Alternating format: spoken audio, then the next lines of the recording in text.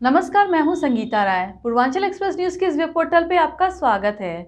आइए देखते हैं हमारे संवाददाता राम सकल यादव की यह विशेष रिपोर्ट।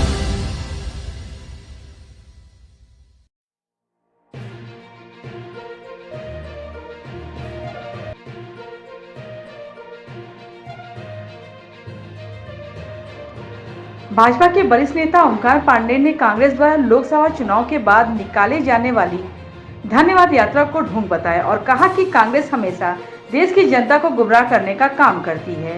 कांग्रेस और इंडिया गठबंधन चुनाव के दौरान बीजेपी के ऊपर संविधान बदलने और आरक्षण समाप्त करने जैसे अनर्गल झूठे आरोप लगाकर और खटाखट सबके खाते में 8,500 रुपए देने के झूठे वादे कर जनता को गुमराह कर जनता से वोट लिया।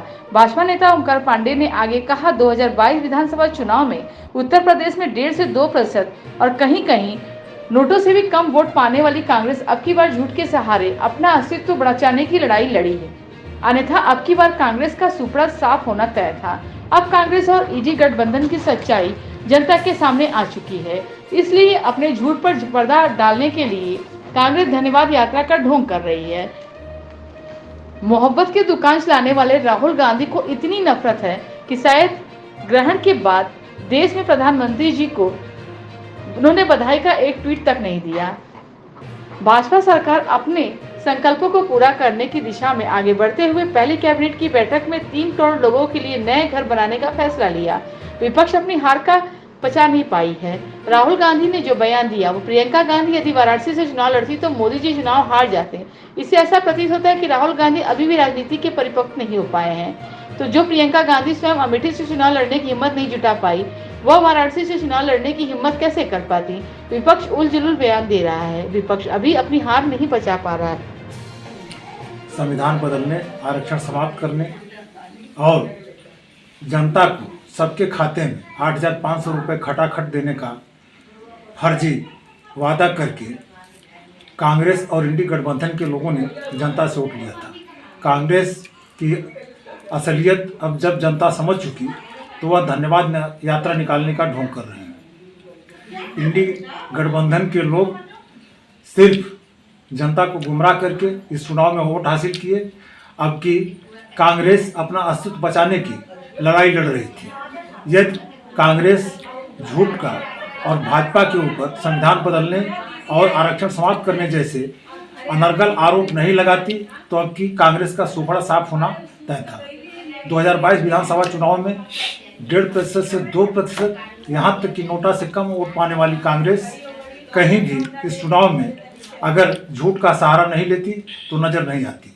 राहुल गांधी ने अभी जल्दी ही जो बयान दिया कि यदि प्रियंका गांधी वाराणसी से चुनाव लड़ती तो मोदी जी चुनाव हार जाते। ऐसे वक्तव्य से यह लगता है कि राहुल गांधी अभी राजनीति में परिपक्व नहीं हो पाए हैं और इस तरह का बयान दे रहे हैं। जो प्रियंका गांधी अपनी पारंपरिक सीट अमेठी से चुनाव लड़ने की हिम्मत नहीं जुटा सकी, वह वाराणसी में चुनाव लड़ने की किस तरह से हिम्मत जुटा पाती, यह कोई भी राजनीतिक व्यक्ति